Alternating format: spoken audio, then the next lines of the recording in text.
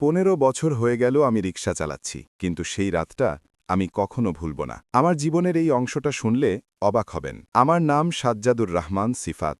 আমি একজন দরিদ্র মানুষ। আমার ৩টি ছোট বাচ্চা আছে। ছোট বাচ্চা এবং একজন স্ত্রী যিনি সবসময় অসুস্থ থাকেন। তিনি নিজে হাঁটতে পারেন না, বাচ্চাদের যত্নও নিতে পারেন না। আমার পুরো জীবন রিক্সা চালিয়ে কেটেছে, কিন্তু আমি এখনও রুটিন মেটাতে পারিনি। আমি দিনের বেলায় কঠোর পরিশ্রম করেছি, কিন্তু সন্ধ্যায় যখন আমি বাড়ি ফিরতাম, আমার স্ত্রীর অসমাপ্তা ওষুধ এবং আমার সন্তানদের ক্ষুধা আমার ধৈর্যের পরীক্ষা নিত। একদিন আমি সিদ্ধান্ত নিলাম যে আমি রাতেও রিক্সা চালাব। আমি আমার বন্ধুর সাথে কথা বললাম, হাসান। সে আমাকে থামিয়ে বলল, জাসাম জামাল, যা পাও তাই দিয়ে যাও, রাস্তাটা বিপজ্জনক। গ্রাম থেকে শহরে যাওয়ার রাস্তাটা পরিত্যক্ত, মাঝখানে একই জিনিস, পুরাতন কবরস্থান। আমি তার কথা শুনে আস্তে আস্তে বললাম, আমি হাসান আসলকে চিনি। শহরে যাওয়ার রাস্তাটা আমি একটা বড় কবরস্থানের মধ্যে দিয়ে যাচ্ছি। কবরস্থানটি রাস্তার দুপাশে বিস্তৃত। এটা এত বিশাল যে একটানা 10 মিনিট রিকশায় ভ্রমণ করার পরেও এটা শেষ হয় না। আর মানুষ এটা বলে কবরস্থান 600 বছরের পুরনো, রাতে কেউ এখান দিয়ে যায় না। আমি বলেছিলাম, আমি জানি, কিন্তু রাতে শুনেছি কিছু লোক শহর থেকে ফিরে আসে এবং তারা বেশি ভাড়া দেয়। তাই আমি রাতে শহরে যাব এবং ফেরার সময় একটা যাত্রা করব। আজ প্রথম রাত ছিল যখন আমি রিকশায় ভরেছিলাম এবং শহরের দিকে নির্জন গ্রামের রাস্তা ধরে রওনা হয়েছিলাম। রাত ছিল। একটা অদ্ভুত বাঁশির শব্দ বাতাসে প্রতিধ্বনিত হল। যখন আমি কবরস্থানে প্রবেশ করলাম, হঠাৎ আমার মনে হলো যেন কেউ আমার রিকশার পিছনে বসে আছে। আমার নিঃশ্বাস থেমে গেল। আমি আর পিছনে তাকাতে সাহস পেলাম না। আমার হৃৎস্পন্দন শুরু হয়ে গেল। হাসানের কথাগুলো আমার মনে প্রতিধ্বনিত হল। আমি রিকশার জানালাটা পরীক্ষা করলাম, কিন্তু অন্ধকার ছাড়া আর কিছুই দেখতে পেলাম না। আমি নিজেকে নিশ্চিত করলাম যে এটা কেবল একটি মায়া। কিন্তু হঠাৎ আমি চুরির ঝনঝন শব্দ শুনতে পেলাম, যেন একজন মহিলা আমার রিকশায় বসে আছেন, এবং তারপর একটা মৃদু হাসি, যেন কেউ আমার পেছনে বসে আমাকে নিয়ে মজা করছে। আমি দ্রুত রিকশাটি একপাশে থামিয়ে পিছনে তাকালাম। সেখানে কিছুই ছিল না, কোনো যাত্রী ছিল না, কোনো ছায়া ছিল না। আমি আল্লাহর নাম নিয়ে আবার রিকশা চালালাম। কিছুক্ষণ পরে শহরের প্রান্তের কাছে একজন মহিলা রিকশা থামিয়ে বললেন যে তাকে শহরের শেষ প্রান্তে যেতে হবে। আমি রাজি হয়ে গেলাম। সে আমাকে 1000 টাকা দেওয়ার প্রতিশ্রুতি দিয়েছিল, যা আমার জন্য একটি উল্লেখযোগ্য পরিমাণ ছিল, কারণ অর্ধেক দিন পরেও আমি এত আয় কখনো করিনি। আমি আনন্দিত এবং মনে মনে ধন্যবাদ জানাই যে সম্ভবত আমার সিদ্ধান্ত সঠিক ছিল। কিন্তু আমার ধারণা ছিল না যে আমি বেছে নেওয়া যাত্রা আমাকে এমন এক অন্ধকারে নিয়ে যাবে যেখান থেকে আর ফিরে আসার সম্ভাবনা নেই। পরের দিন যথারীতি আমি আমার রিকশা নিয়ে একই নির্জন রাস্তার দিকে রওনা দিলাম। গতরাতে আমি সেই একই রিকশায় রওনা হয়েছিলাম যেখানে আমার প্রথম যাত্রী আমাকে 1000 টাকা দিয়েছিল। আমার মনে একটা আশা জেগেছিল, হয়তো আজও একই রকম একজন যাত্রী পাব। কিন্তু আজকের রাতটা অন্যরকম মনে হলো, কারণ আমি সারা রাত রিকশা চালাচ্ছিলাম। আমি শহরের রাস্তায় ঘণ্টার পর ঘণ্টা দাঁড়িয়েছিলাম, কিন্তু একজনও যাত্রী পেলাম না। আমি খালি রিকশা নিয়ে ফিরছিলাম। কবরস্থানের কাছে যেতেই আমি কবরস্থানের ঠিক বাইরে একজন অদ্ভুত লোককে দাঁড়িয়ে থাকতে দেখলাম। সে একা দাঁড়িয়েছিল। সে চুপ করেছিল। আমি তাকে পাশ কাটিয়ে গেলাম, আর সে আমার দিকে তাকিয়ে রইল। তার চোখ যেন আমার সত্তায় গড়ে গিয়েছিল। কিন্তু আমি না থেমে এগিয়ে গেলাম। আমরা বা সে কেউই কিছু বলিনি। আমরা দুজনেই চুপ ছিলাম। কিন্তু একটা অজানা ঢেউ আমার হৃদয়ে জেগে উঠল, যেন এই নীরবতা ঝড়ের লক্ষণ। যখন আমি বাড়ি ফিরলাম, তখন আমার স্ত্রীও আমাকে একই প্রশ্ন জিজ্ঞাসা করলেন। সে একই অপেক্ষাবাদী কণ্ঠে বলল, আগের দিন যে আমি 1000 টাকা এনেছিলাম, তা দিয়ে আমরা 2 দিন বেঁচে থাকতে পেরেছিলাম। আমি যদি প্রতিদিন এভাবে 1000 টাকা আয় করতে পারতাম, তাহলে আমাদের পরিস্থিতি উন্নতি হবে। আমি মাথা নাড়িয়ে হ্যাঁ বললাম, এবং পরের রাতে আমি কবরস্থানের দিকে যাওয়ার একই রাস্তা ধরে রওনা দিলাম। আজ যখন আমি শহরের একটি পুরনো অংশে দাঁড়িয়েছিলাম, 3 জন মহিলা আমার দিকে এগিয়ে এলেন। আমি তাদের দেখতে পেলাম। আমি অবাক হয়ে গেলাম। 3 জনই অসাধারণ সুন্দরী ছিলেন। তাদের মুখ উজ্জ্বল ছিল। তারা তাদের শরীরের ওপর একই রকম কালো চাদর পরেছিলেন। তাদের ঠোঁট লাল ছিল। তাদের চোখ বড় ছিল। তাদের নাক কোমল ছিল, এবং তাদের মুখ দেখতে একই, যেন তারা 3 জনই বোন। তারা আমার সামনে এসে আমার দিকে গভীরভাবে তাকালো, ওপর থেকে নিচ পর্যন্ত। তারপর তাদের একজন বলল, তাদের গ্রামে যেতে হবে। আমি রাজি হয়ে গেলাম এবং তাদের জানালাম ভাড়া হবে 1000 টাকা। সে হেসে বলল, ঠিক আছে, এবং 3 জনই রিকশায় উঠে পড়ল একটা হাসি দিয়ে। আমার মুখে হাসি ফুটে উঠল। আমি মনে মনে ভাবলাম, আমি আরও 1000 টাকা আয় করেছি। আমি রিকশা স্টার্ট করে শহরের শেষ অংশের দিকে রওনা দিলাম। কিন্তু আমি একটু দূরে অবস্থিতি ছিল। একজন লোক আমাকে হাত দিয়ে থামার ইঙ্গিত করছিল। আমি অবাক হয়ে গেলাম, কারণ আমি ইতিমধ্যেই 3 জন মহিলাকে রিকশা চালিয়েছিলাম, এবং এটি একটি খোলা রিকশা ছিল। তবুও এই লোকটি আমাকে থামার জন্য ইশারা করছিল, যেন সে কিছুই দেখতে পাচ্ছিল না। আমি অবাক হয়ে ভাবতে লাগলাম যে এই লোকটি কি দেখছে। সে কি পিছনে বসা যাত্রীদের দেখতে পাচ্ছিল না? আমি মাথা নাড়িয়ে রিকশাটি এগিয়ে দিলাম। রাস্তাটি এখন কবরস্থানে প্রবেশ করছে। হঠাৎ পিছনে গাড়ি থেকে একজন মহিলার কণ্ঠস্বর ভেসে উঠল, আমাদের এখানেই নামতে হবে। আমি অবাক হয়ে গেলাম। কেন এই তিনজন মহিলা এই নির্জন জায়গায় কবরস্থানের কাছে নামতে চাইবেন? জায়গায়, মার্সি বলল। কবরস্থানের কাছে। এই প্রশ্নটি এখনও আমার মনে প্রতিধ্বনিত হচ্ছিল। যখন অন্যজন বলল, না, আমাদের গ্রামে যেতে হবে, সেখানে কিছু গুরুত্বপূর্ণ বিষয় আছে। তাদের কণ্ঠস্বরের সুরও আলাদা ছিল, যেন শব্দগুলো তাদের জিভ থেকে আসছে না, কিন্তু অন্য জগৎ থেকে। আমি রিকশার আয়নায় পিছনে তাকানোর চেষ্টা করলাম, এবং তাদের দেখার সাথে সাথেই আমার আত্মা ডুবে গেল। কারণ তিনজন মহিলাই একই সাথে আমার দিকে তাকিয়েছিলেন আয়নায়। তাদের চোখে এক অদ্ভুত ঝলক। তাদের ঠোঁটে একটা গম্ভীর হাসি ছিল, যেন তারা আমার ভিতরের ভয় বুঝতে পারছে। একসাথে হাসছে, একসাথে তাকিয়ে আছে, এবং তাদের ঠান্ডা মুখগুলো যেন আমার ওপর এক নীরবতা ছেড়ে দিয়েছে। আমি তৎক্ষণাৎ অন্যদিকে তাকালাম এবং মনে মনে ধর্মস্ক্রিপ্ট আবৃত্তি করতে শুরু করলাম। কিছুক্ষণ পর আমার স্ত্রী ফোন করলেন। আমি ফোন ধরলাম। সে বাচ্চাদের কথা বলতে শুরু করল। আমি বললাম, আমি জানি বাচ্চারা ক্ষুধার্ত, আমি আসছি টাকা নিয়ে। এই বলে আমি ফোন রেখে দিলাম এবং মনে মনে প্রার্থনা করলাম যে এই যাত্রা যেন শীঘ্রই শেষ হয়। আমি গ্রামের প্রবেশদ্বারে রিকশা থামালাম এবং তিনজন মহিলা নেমে এলেন। তাদের মধ্যে একজন 1000 টাকার একটি নোট বের করে নিঃশব্দে আমার হাতে ধরিয়ে দিল, আমাকে ধন্যবাদ দিল এবং পিছনে না তাকিয়ে অন্ধকারে অদৃশ্য হয়ে গেল। আমি সেখানে কিছু মুহূর্ত বসে রইলাম। আমি জানি না কেন আমার হৃদয় ডুবে গেল। আমার হাতে 1000 টাকার একটি নোট ছিল, কিন্তু আমার আঙুল ঠান্ডা হয়ে যাচ্ছিল। আমার মনে হচ্ছিল যেন কোনো প্রাণহীন হাত আমাকে সেই নোটটি দিয়েছে। আমার ভিতর একটা অদ্ভুত কাঁপুনি বয়ে গেল। আমি শুরু করলাম আবার রিকশা, কিন্তু এবার যাত্রা এবং রাত দুটোই আমার কাছে একরকম ছিল না। বাড়ি ফিরে আমি আমার পকেট থেকে 1000 টাকার একটি নোট বের করে আমার স্ত্রীর হাতে রাখলাম। সে তৎক্ষণাৎ নোটটি তার ছোট পুরনো পার্সে রাখল এবং স্বস্তির নিঃশ্বাস ফেলল। সে বলল, ঈশ্বরের কৃপায় এখন আমি সকালে যাব এবং 2 দিনের রেশন নেব। আমি মাথা নাড়লাম, কিন্তু আমার মনে ওই 3 মহিলার মুখ বারবার জলজল করছিল। তাদের বড় চোখ, লাল লিপস্টিকে সজ্জিত পাতলা ঠোঁট এবং তাদের একই সাথে আয়না দিয়ে আমার দিকে তাকিয়ে থাকা হাসি, যেন সিনেমার কিছু একটা। কিন্তু তাদের মুখ ভয়ঙ্কর শোনাচ্ছিল, যেন তারা মানুষ নয়। এবং আমি তাদের ভয়ও পেলাম না, বরং একটি অদ্ভুত টান অনুভব করেছি। যেন তারা কিছু বলতে চাইছিল, কিন্তু বলতে পারছিল না। আর যখন সে কবরস্থানের কাছে নামতে চাইল, আমি সত্যিই অবাক হয়ে গেলাম। ভাবছিলাম ওই সময় ওখানে কি কাজ হতে পারে। কিন্তু আচ্ছা, সে আমাকে 1000 টাকা দিয়ে চলে গেল এবং আমি খুশি ছিলাম যে দিনের খরচ মেটানো হয়েছে। সকালে যখন আমি কাজে যাচ্ছিলাম, আমার স্ত্রী তাড়াতাড়ি উঠে গেল এবং বলল যে সে বাজার থেকে মুদিখানার জিনিসপত্র আনতে যাবে। আমি ঠিক আছে বললাম এবং নিজেই কাজে চলে গেলাম। কিছুক্ষণ পর আমার ফোন বেজে উঠল। এটা আমার স্ত্রীর নম্বর ছিল। যখন আমি ফোন ধরলাম, তখন সে খুব ব্যথিত কণ্ঠে বলল, তুমি কি বাড়ি আসতে পারবে? আমি জিজ্ঞাসা করলাম, কি হয়েছে? বিশেষ কিছু আছে যা আমি তোমাকে ফোনে বলতে পারছি না? সে বলল, এটা অদ্ভুত কিছু এবং আমি তোমাকে কাছ থেকে দেখতে চাই। আমার মনে নিশ্চয়ই একটা চিন্তার অনুভূতি হচ্ছে। আমি জিজ্ঞাসা করলাম, বাচ্চাদের কিছু হয়েছে কিনা? সে বলল, না, বাচ্চারা পুরোপুরি ঠিক আছে, কিন্তু তোমার বাড়ি ফিরে আসা উচিত। যখন আমি বাড়ি ফিরলাম, আমার স্ত্রী আমাকে ভিতরে বসিয়ে বলল, তুমি গতকাল আমাকে 1000 টাকা দিয়েছিলে। আমি এর সাথে চিনি, চাল, ডাল ইত্যাদি কিনে বাকি টাকা আমার পার্সে রেখেছিলাম। কিন্তু যখন আমি এখনই আমার পার্স খুললাম, তখন আবার 1000 টাকার একটি নোট ছিল। আমি বললাম, হয়তো তুমি এটা রাখতে ভুলে গেছ। সে বলল, তোমার নিজের পার্সে দেখা উচিত। আমি পার্সটা হাতে নিলাম, ভিতরে তাকালাম আর সত্যিই 1000 টাকার একটি নোট ছিল। আমি এটা বের করে তার হাতের তালুতে রাখলাম। সে আবার তার পার্সে দেখা লাগল। ভিতরে আরেকটা নোট দেখেছ? আমি বললাম, আবার দেখো। আমি আবার ভিতরে তাকালাম এবং আমি বের করলাম এবং আবার পার্স খোলার সাথে সাথে ভিতরে আরও 1000 টাকার নোট ছিল। আমরা দুজনেই অবাক হয়ে একে অপরের দিকে তাকালাম। আমাদের হৃদয় ধরফর করতে লাগল। আমরা বারবার পার্স খুললাম এবং প্রতিবারই একটি নতুন 1000 টাকার নোট বেরিয়ে আসছিল। এটা যেন এক ধরনের জাদুর মতো ছিল, যেন পার্সটি কোনো জিনের উপহার অথবা যেন কোনো লুকানো ধন উন্মোচিত হয়েছে। আমার স্ত্রীর চোখ আনন্দে জ্বলে উঠল এবং সে বলল, এই নোটগুলো আমাদের ওই মহিলারা দিয়েছিল, তাই না? ওরা মহিলা ছিল না, ডাইনি ছিল। আমি হতবাক হয়ে বসে রইলাম, তার দিকে তাকিয়ে। আমি বললাম, যদি তারা ডাইনি হতো তাহলে তারা আমাদের ক্ষতি করলে না কেন? বিপরীতে তারা আমাদের সাহায্য করছে, কারণ যদি এভাবে চলতে থাকে তাহলে আমাদের কখনো টাকা ফুরিয়ে যাবে না। আমার স্ত্রী ভুল বুঝেছিল যে আমাদের ভাগ্য বদলে গেছে এবং সে তৎক্ষণাৎ আবার বাজারে যাওয়ার জন্য প্রস্তুতি নিতে শুরু করে। আমি সিবুর জন্য আরও রেশন আনব। আমি তাকে অপেক্ষা করতে বলেছিলাম, প্রতিবার এটা করো না, নইলে প্রতিবেশীরা সন্দেহ করবে। সে যাবে। সে বলল, আমি গোপনে কিছু আনব। কিন্তু আমার হৃদয়ে ভিতর ভিতর কাঁপছিল, কারণ আমি এখনও ওই মহিলাদের কথা মনে রেখেছি।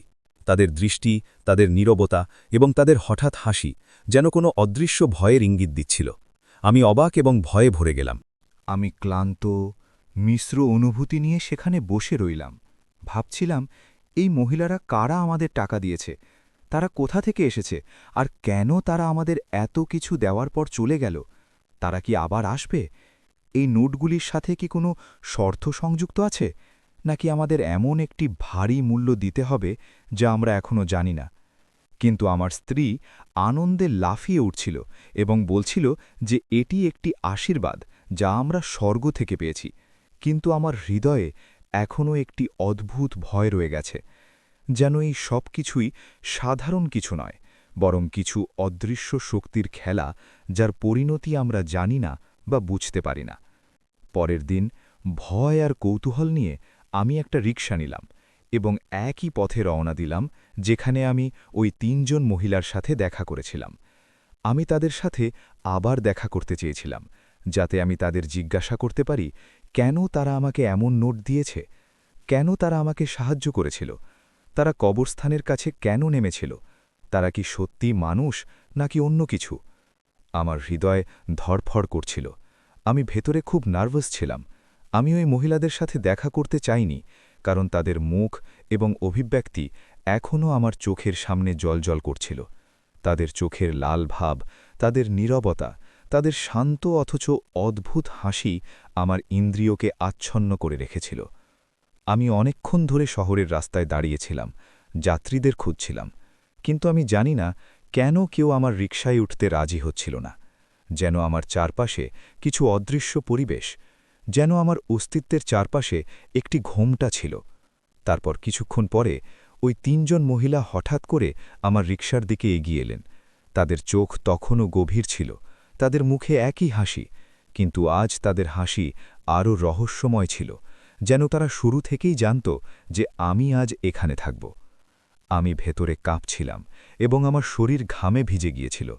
তারা চুপচাপ রিকশায় উঠতে শুরু করল, আর ঠিক সেই মুহূর্তেই একজন অপরিচিত ব্যক্তি আমার পাশে একজন অপরিচিত ব্যক্তি উপস্থিত বলে মনে হল। তার পোশাক দেখে সে গ্রাম্য দেখাচ্ছিল। সে বলল সে গ্রামে যেতে চায়। চলো।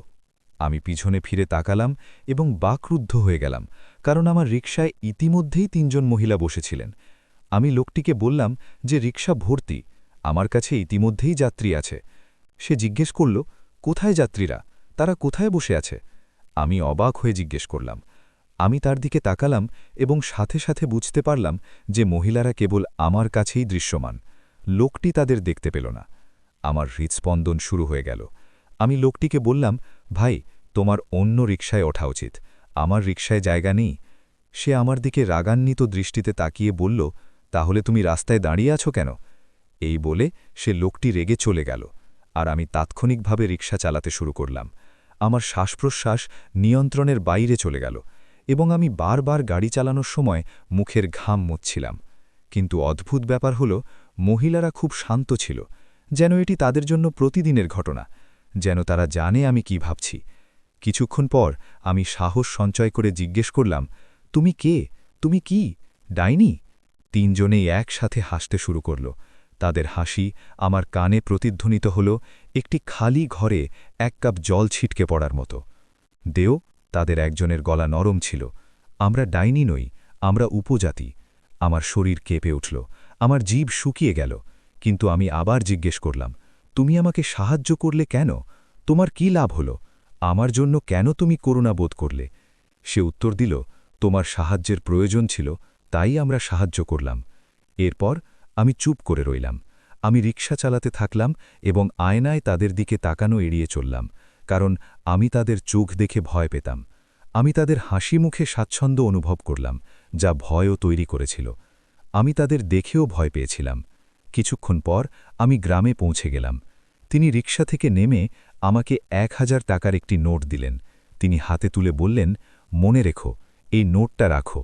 যদি তুমি এটা বেশি ব্যবহার করো, এটা দ্রুত তার শক্তি হারাবে। আমি মাথা নিচু করে মাথা নাড়লাম এবং আমি ওপরের দিকে তাকিয়ে দেখলাম ৩ জন নারীরা অদৃশ্য হয়ে গিয়েছিল, যেন পৃথিবী গিলে ফেলেছে অথবা আকাশ গিলে ফেলেছে।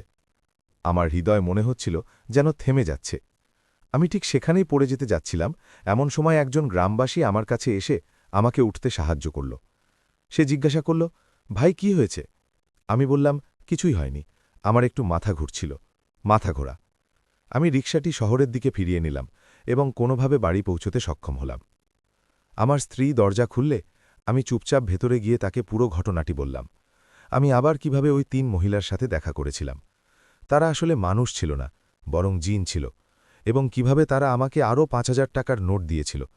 এই কথা শুনে আমার স্ত্রী সামান্য সিজদায় মাথা নত করলেন এবং আমাকে ধন্যবাদ জানালেন। তারপর বললেন, এটা আল্লাহর সাহায্য।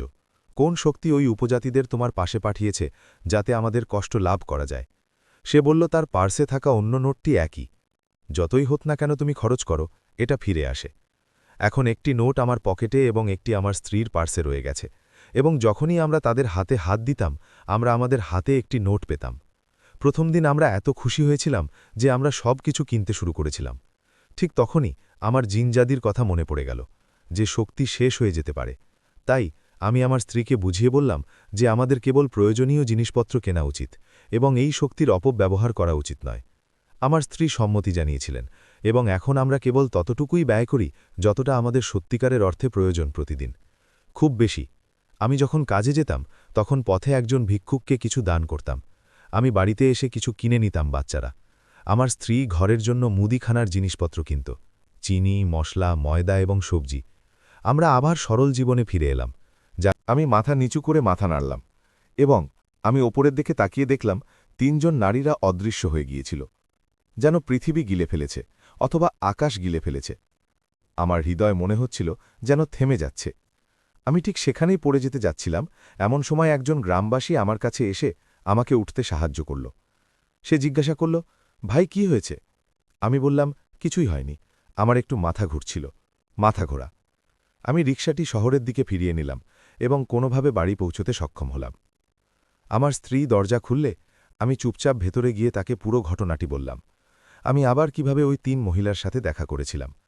তারা আসলে মানুষ ছিল না, বরং জিন ছিল, এবং কিভাবে তারা আমাকে আরও ৫,০০০ টাকার নোট দিয়েছিল। এই কথা শুনে আমার স্ত্রী সামান্য সিজদায় মাথা নত করলেন এবং আমাকে ধন্যবাদ জানালেন। তারপর বললেন, এটা আল্লাহর সাহায্য। কোন শক্তি ওই উপজাতিদের তোমার পাশে পাঠিয়েছে যাতে আমাদের কষ্ট লাভ করা যায়? সে বলল, তার পার্সে থাকা অন্য নোটটি একই। যতই হোক না কেন তুমি খরচ করো, এটা ফিরে আসে। এখন একটি নোট আমার পকেটে এবং একটি আমার স্ত্রীর পার্সে রয়ে গেছে, এবং যখনই আমরা তাদের হাতে হাত দিতাম আমরা আমাদের হাতে একটি নোট পেতাম।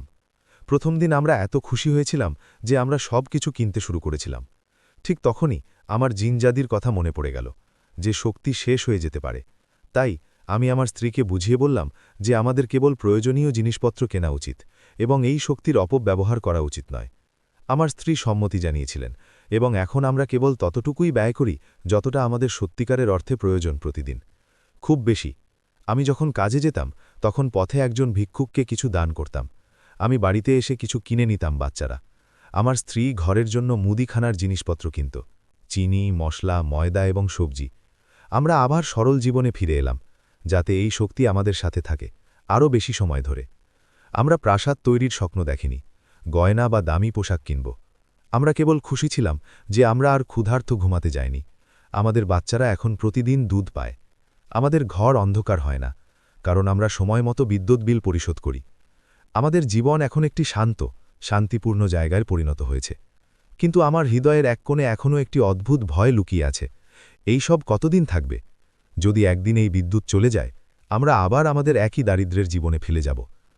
আমার স্ত্রী মাঝে মাঝে আমাকে বলতো যে এই গোপন কথাটি কারো সাথে শেয়ার করা উচিত নয়, অন্যথায় লোকেরা আমাদের পাগল বলবে অথবা আমাদের কাছ থেকে এই নোটটি ছিনিয়ে নেওয়ার চেষ্টা করবে। একসাথে আমরা দুজনেই সিদ্ধান্ত নিলাম যে এই গোপন কথাটি আমাদের মধ্যে যতদিন সম্ভব গোপন রাখব, এবং এই নোটের শক্তি ব্যবহার করব শুধুমাত্র যতদূর প্রয়োজন। আমরা বাচ্চাদের স্কুলের ফি দিতে শুরু করলাম এবং বাড়ির কিছু মেরামতো করলাম, এমনকি আমার স্ত্রীর অসুস্থ বাবা মায়ের জন্য ওষুধও কিনেছিলাম। এবং প্রতি রাতে যখন আমরা বিছানায় শুয়ে থাকতাম আমি আমার স্ত্রীর হাত ধরে বলতাম, হয়তো আমরা সত্যিই কোনো শক্তি দ্বারা নির্বাচিত হয়েছি, এবং এটি কেবল আমরা পরীক্ষা করছি যে আমরা কিভাবে এই শক্তি ব্যবহার করি। আমার স্ত্রী চুপচাপ মাথা নাড়ত, এবং আমরা দুজনেই চোখ বন্ধ করতাম এবং আমাদের হৃদয়ে ঈশ্বরকে ধন্যবাদ জানাতাম। বিশ্বাস করো, তুমি জানো, সেই দিনের পর থেকে আমি আর কখনো সেই 1800 পথে যাইনি যেখানে আমার জীবন একটি অনন্য মোড় নেয়নি। সেই 3 জন মহিলা যারা অন্য কারো কাছে অদৃশ্য ছিল, আমার চোখ রিকশায় বসেছিল, তাদের হাসি, তাদের উপস্থিতি, তাদের ম্যাডাম স্টাইল সবকিছু এখনও স্বপ্নের মতো মনে হয়। কিন্তু এটি স্বপ্ন ছিল না, এটি ছিল একটি বাস্তবতা যা আমার ভাগ্য বদলে দিয়েছে। সেই বাক্যটির পরে আমি মনে মনে সংকল্প করলাম এই গোপন কথাটি নিয়ে হইচই না করার, কাউকে কিছু না বলার। ওই মহিলাদের কথা বা এই নোটের শক্তির কথাও উল্লেখ করব না, কারণ এটি একটি উপহার ছিল, এটি একটি পরীক্ষাও হতে পারত। এটা ছিল সরলতা ত্যাগ না করে আমরা আমাদের জীবন উন্নত করেছি। আমি প্রথমে টাকা সংগ্রহ করে নতুন জীবনযাপনের জন্য নিজেকে প্রস্তুত করেছিলাম। আমার এক বৃদ্ধ আত্মীয় দিনরাত কঠোর পরিশ্রম করত, কিন্তু এখনও দারিদ্র্যের সাথে লড়াই করছিল। আমি তাকে একটি নতুন রিকশা কিনেছিলাম এবং তাকে দিয়েছিলাম। যখন আমি তাকে রিকশার চাবি দিলাম, তখন তার চোখ থেকে আনন্দের অশ্রু ঝরে পড়ছিল। সে আমার হাত চুমু খেতে চেষ্টা করেছিল, কিন্তু আমি তাকে জড়িয়ে ধরে বলেছিলাম, যদি তুমি চাও আমি সেই অংশটিও অনুবাদ করতে পারি। সবই আল্লাহর। আমি দ্বিতীয় রিকশাটি আমার চাচাতো ভাইকে দিয়েছিলাম। আমরা সিদ্ধান্ত নিলাম যে সে যা কিছু আয় করবে আমাকে অর্ধেক দেবে এবং বাকি অর্ধেক নিজের জন্য রাখবে। এটি কেবল আমার নিজের সংসার খরচ মেটাতে সাহায্য করেনি, বরং অন্যদের সাহায্য করার সুযোগও দিয়েছে বাইরে। আমি নিজে প্রতিদিন রিকশা চালাই। আমি সকালে ভোরবেলায় বের হই এবং রাতে ফিরে আসি। কিন্তু আমি আর বাচ্চাদের কিছু খেতে না পাওয়া নিয়ে চিন্তা করি না, অথবা তারা কিভাবে স্কুলে যাবে প্রথমে। আমার 3টি সন্তানই এখন স্কুলে যায়। তারা ভালো পোশাক পরে, সময় মতো তাদের খাবার খায় এবং তাদের মা তাদের মানুষ করার ক্ষেত্রে কোনো কসর ছাড়ে না। ওপরে সেই একই মহিলা যিনি একবার আমার সাথে রাস্তায় বসে কাঁদছিলেন যে তার বাচ্চারা দুধ পাচ্ছে না, আজ তার মুখ প্রশান্তিতে ভরে গেছে। তিনি কৃতজ্ঞতা প্রকাশ করেন। সে আমাকে উৎসাহিত করে এবং সব সময় আমাকে মনে করায় কারো আশীর্বাদ বা দানশীলতার কারণে আমরা এই সব পেয়েছি। কিন্তু আমাদের অবস্থা উন্নত হওয়া সত্ত্বেও আমরা আমাদের স্টাইল পরিবর্তন করিনি। আমরা পাড়ায় লোক দেখানো করিনি বা কাউকে বলার চেষ্টাও করিনি যে আমাদের এমন একটি নোট আছে যা কখনো শেষ হয় না। আমরা সরলতা গ্রহণ করেছি এবং অতিরিক্ত ব্যয় করিনি। সম্ভবত সেই কারণেই আশীর্বাদ টিকেছিল। এবং যেমন ওই উপজাতিরা বলেছিল, যদি তুমি এটিকে অতিরিক্ত ব্যবহার করো তাহলে এর শক্তি নষ্ট হয়ে যাবে। আমরা সব সময় এটা মনে রেখেছি। সেই চিরকুটটি এখনও আমার পকেটে এবং অন্যটি আমার স্ত্রীর পার্সে। এবং আমরা দুজনেই আল্লাহর শুকরিয়া আদায় করতে ক্লান্ত হই না, কারণ তিনি তার ধার্মিক বান্দাদের ঠিক যেমন আমাদের সাহায্য করেছেন। তাই বলা হয়, কোনো আশা হারাও না, কিছুই না, কারণ আল্লাহর সাহায্য যে কোনো পথ দিয়ে আসতে পারে, যতই অদ্ভুত হোক না কেন। কেউ বিশ্বাস করুক বা না করুক, যারা এটি অনুভব করছেন মিথ্যা বলছেন না।